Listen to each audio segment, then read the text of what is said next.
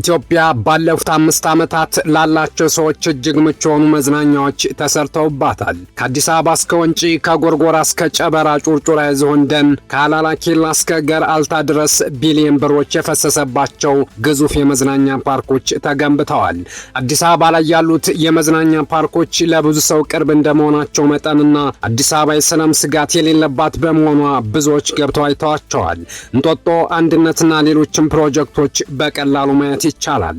ይህን ያዩና የሥራውን ውበት ያደነቁ አመስግነዋል። ይህ ሁሉ ገንዘብ ለሰላም ግንባታና ለድሆች ኑሮ ማሻሻያ ቢውል ያሉ ደግሞ ተችተዋል። ሁሉም መብታቸው ነው። እነዚህ በመንግስት የሚገነቡ ፓርኮችን በሚመለከት ብዙ ይባላል። ከዲዛይናቸውና ከዓላማቸው ጀምሮ ብዙ ተብሏል። ነገር ግን ይህ ሁሉ በማስረጃ እስካልተረጋገጠ ድረስ መደምደም አይቻልም። መጽሐፍ መናገር የሚቻለው ግን ሂዶ ያጋጠመውን ክስተትና እውነት ላይ ነው። ከአዲስ አበባ ውጭ ሐይቆችን ተገን በማድረግ የተገነቡትን ግዙፍ የመዝናኛ ፓርኮች ግን ለብዙዎች ሩቅ እንደሆኑ ናቸው። አንዳንዶች ግን በስራ ምክንያትም ሆነ ለመጎብኘት ከመሃል ሀገር ድንገት ይጓዛሉ። እዛ ሲደርሱ የሚያጋጥማቸው ግን ጆሮን ጭው የሚያደርጉ ነገሮች ናቸው። ከሰሞኑ አንድ ግለሰብ ብዙ ወደ ተባለለት ሀላላ ኬላ አምርተው ነበር። ሲደርሱ ያጋጠማቸው ክስተት ግን ያልጠበቁትና አስደንጋጭ ነበር።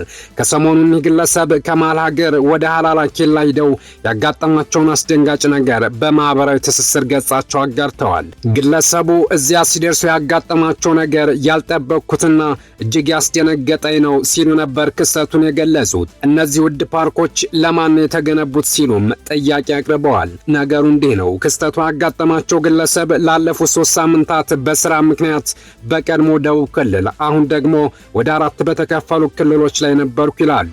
ከስራዬ ጎን ለጎን አንዳንድ የቱሪስት መስህቦችን እግረ መንገዴን ለማየት ባደረኩት ጥረት በደቡብ ምዕራብ ኢትዮጵያ ክልል በዳውሮና ኮንታ ዞኖች የሚገኙትን የመንግስት ሚዲያዎች ብዙ የደሰኮሩላቸውን የጨበራ ጩርጩራ ብሔራዊ ፓርክና ሀላላ ኬላ ለማየት ወሰንኩ ይላሉ።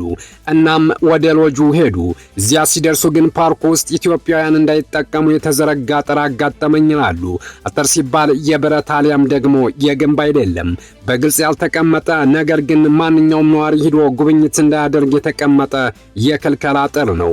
ክስተቱ ያጋጠማቸው ግለሰብ ሀላላ ሎጂ ገና በሩ ላይ ስንደርስ ጠባቂው ወደ ውስጥ ገብቶ ለመውጣት በነፍስ ወከፍ ለእያንዳንዳቸው 1200 ብር ያስከፍላል። አልጋ ይዛቸው የምታዱ ከሆነ ግን መግቢያ አይከፈልም የሚል መረጃ ሰጠን ይላሉ ግለሰቡ። ሀላላ ኬላ ውስጥ ለመግባትና ለመርገጥ 1200 ብር መክፈል ግድ ይላል። አንድ ቤተሰብ 4 ሆኖ ቢጓዝ ግቢውን ለመርገጥ ብቻ 4800 ብር ይጠየቃል። ግለሰቡ እንደሚሉት ቀላል ባይሆንም ይህ ቀላል ነው ተብሎ ሊታለፍ የሚችል ነው። ምክንያቱም ፓርኩ ብዙ ተጠቃሚ ስለማያገኝ ለመጎብኘት ከመጡት ጥቂቶቹ ጨመር አድርጎ ገቢ መሰብሰብ ሊኖርበት ይችላል። ግለሰቡ ሀላላ ኬላ ለኢትዮጵያውያኑ የተከለከለ እንደሆነ የተረዳሁት ለማደር የጠየኩ ጊዜ ነው ይላሉ። እንዲህ ሲሉ ነው ሀሳባቸውን ያጋሩት። የመግቢያውን ዋጋ አስቀድሜ ሰምቼ ስለነበር ገና ቀድሜ ተገርሜ ስለጨረስኩ በድጋሚ አልተገረምኩም። በመሆኑም ቀጣይ ጥያቄ የነበረው የአንድ ቀን ማደሪያ ዋጋ ስንት ነው የሚል ነበር። በረኛ ጠባቂው 3 አይነት ደረጃዎች እንዳሉትና ዝቅተኛው 17000 ብር፣ መካከለኛው 28000 ብርና ከፍተኛው 52000 ብር እንደሆነ ሲነግረኝ አመሰግናለሁ ብዬ ሌላ ንግግር ሳልጨምር ሾፌራችንን አዙርና ተመለስ ብዬ ወደ መጣንበት ሄድን ብለዋል። በኢትዮጵያ ውስጥ ለአንድ አልጋ 52000 ብር እጅግ በጣም ውድ ነው። አንድ ሰው ለአብነት ከአዲስ አበባ ወደ ጨበራ ጩርጩራ ወይም ሀላላ ኬላ ቢጓዝ ምናልባትም ጎብኝቶ ለመጨረስ በጥቂቱ 3 ቀን ሊፈጅበት ይችላል። ሀላላ ኬላ በጨበራ ጩርጩራ ፕሮጀክት ስር ያለ አንድ ክፍል እንጂ ሌሎችም የሚገኙ አሉ። ራሱ የንጉስ ሀላላ ኬላ የድንጋይ ካብ አለ። አካባቢው በተፈጥሮ የተዋበ እንደመሆኑ የዱር እንስሳት መጎብኘት አለ። እንዲሁም በርካታ ሐይቆች ስላሉ እርሱንም አይቶ ጥሩ ጊዜ አሳልፎ ለመምጣት 3 ቀንም ላይበቃ ይችላል።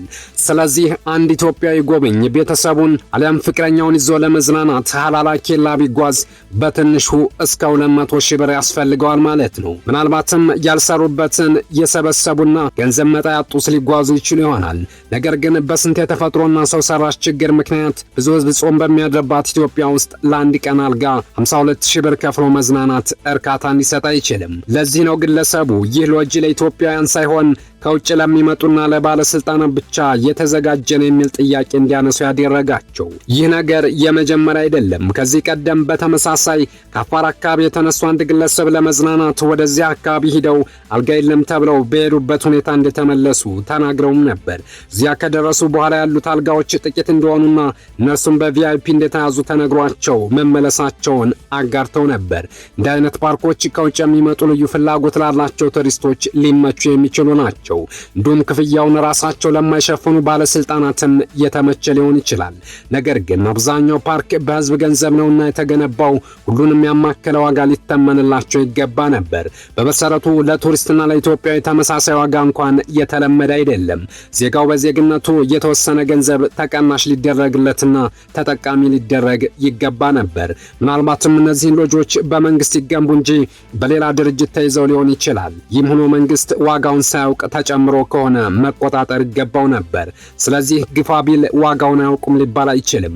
እንደዚህ ውድ የሆኑት በብዛት አልጋዎቹ ናቸው። ተፈጥሮን ለማየትና ድንኳን ጥሎ ሜዳው ላይ ማደር ለሚፈልግ ግን በትንሽ ገንዘብ መደሰት ይችላል። እነዚህ በቴሌቪዥን በሚታዩት ውብ ሎጆች ውስጥ ለማደር ግን እንዲህ ወገብ የሚሰብር ዋጋ ይጠየቃሉ። እንዲህ ቢሊዮን ብር እየወጣባቸው የሚገነቡ ሎጆችና ፓርኮች እንደ አዲስ አበባዎቹ በቀላሉ ታች ያለው ህዝብ የማይገባባቸው ከሆነ ለራሳቸውም ህልውና አስጊ ነው። በዚህ አካባቢ ያለው እንደ ማህበረሰብ በዚህ መልኩ እንዳይደርሳቸው ከከለከሉ ማህበረሰቡ የኔነት ስሜት እንዳይሰማ ያደርጋቸዋል። ይህ ደግሞ በእነሱ አካባቢ ይህን የመሰለ ግንባታ ተደርጎ ሲያገድላቸው ወደ ማጥቃት እንዲገቡ ያደርጋቸዋል። ይህ እስካሁን ድረስ የወጣውን ሁሉ ያስበላዋል። ስለዚህ እንደ ቢሊዮን የህዝብ ገንዘብ የፈሰሰባቸው ፕሮጀክቶች ለተራው ዜጋ ጭምር ክፍት መሆን አለባቸው። እንዳልጋ 52,000 ብር ካስከፈሉ ለኢትዮጵያውያን አልተሰሩም የሚል ድምዳሜን ያመጣል። ይህም ፕሮጀክት አይቶ ጉድ ስሙ ሲል መረጃውን ያጋራው ግለሰብ መጨረሻ ላይ ይህን መልእክት አካፍሏል። ጨበራ ጩርጩራ ላይ በ90 ብር ዞንና ጎሽ ኮይሻ ፏፏቴን ጨምረን የሚያምረውን አረንጓዴ ጥብቅ ደን እስክንጠግብ እንዳልተመለከትን ሎጂ ለማየት 1200 ብር መባሉ ትክክል አይደለም። የማደሪያው ዋጋማ አስቂ ነው። ቆይ ግን ያ ሁሉ ከህዝብ የተሰበሰበ ገንዘብ ወጭ ወጥቶ የተሰራው ሎጂ ለማን አገልግሎት ሊሰጥ ነበር? ማነው አገልግሎት የሚያገኘው? ምናልባት የመንግስት ሰዎች በሚኖራቸው ቆይታ የግብር ከፋዩን ገንዘብ ለሎጂ ኪራይ በመክፈል ሎጁን ለተከራዩ ባለሀብት ስራ ዕድል ይፈጥሩለት ካልሆነ በቀር ሎጁ ሌላ ስራ ይኖራል ብዬ አላስብም።